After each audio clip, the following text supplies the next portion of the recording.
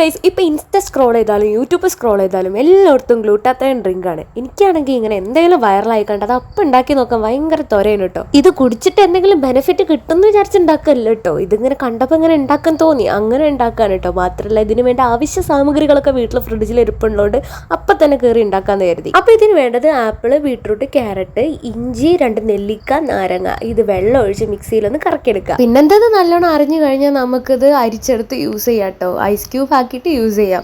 അപ്പോൾ ഇതിന് ഭയങ്കര ബെനിഫിറ്റ് ഉണ്ടെന്നൊക്കെ പറയുന്നത് കേട്ടു.